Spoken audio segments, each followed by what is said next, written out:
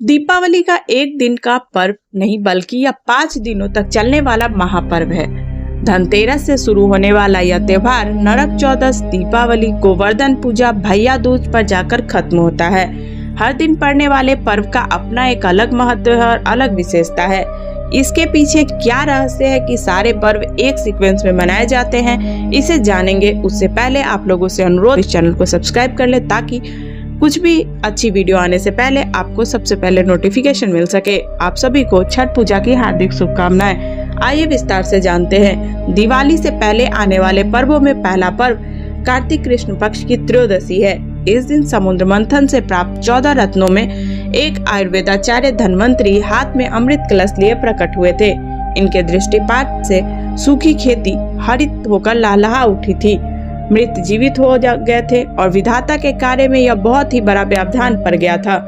सृष्टि में भयंकर अव्यवस्था उत्पन्न होने की आशंका के भय से देवताओं ने इन्हें छल से लोप कर दिया। वैद्यगण इस दिन धन्वंतरी जी का पूजन करते हैं और वर मांगते हैं कि उनकी औषधि एवं उपचार में ऐसी शक्ति आ जाए जिससे रोगी को स्वास्थ्य लाभ हो सके। और गृहस्थ इस दिन अमृत पात्र को स्मरण कर नए बर्तन घर में लाकर धनतेरस मनाते हैं।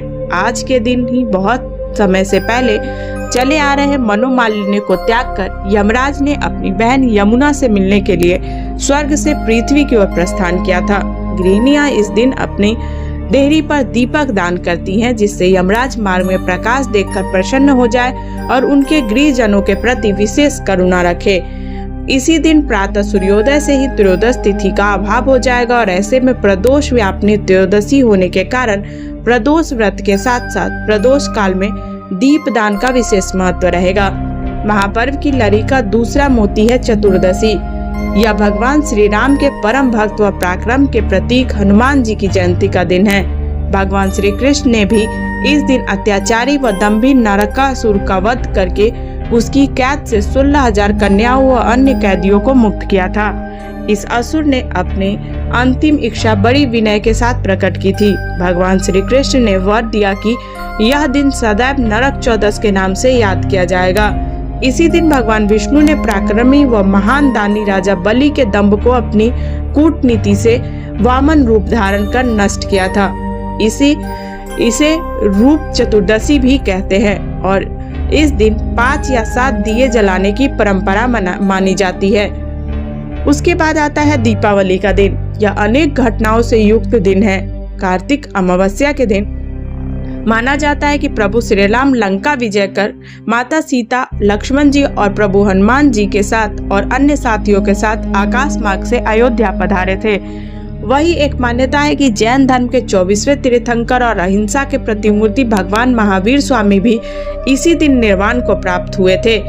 वही कहते हैं कि दीपावली महापर्व में लक्ष्मी पूजन का प्रदोष काल में सर्वाधिक महत्व है। इसमें प्रदोष काल गृहस्थियों और व्यापारियों के लिए तथा निशीथ काल आगम शास्त्र विधि से पूजन के लिए उपयुक्त माना जाता है। उसके बाद आ जाता है गोवर्धन पूजा, जिसे अन्नकूट के नाम से भी जाना जाता है। कार्तिक शुक्ल प्रतिपदा को यह पर्व मनाया जाता है और इसी दिन कृष्ण ने उंगली पर गोवर्धन पर्वत को छत्र की तरह धारण करके वनस्पति तथा लोगों की इंद्र के प्रकोप से रक्षा की थी। यह गोवर्धन पर्व अन्नकूट के नाम से भी विख्यात है।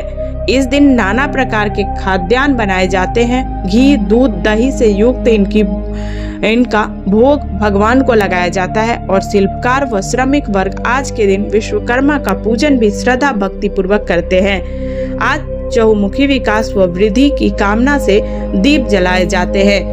उसके बाद आता है भैया दूज का पर्व, जो भाई बहन का पर्व है। स्नेह, सौहार्द, प्रीति का प्रतीक है।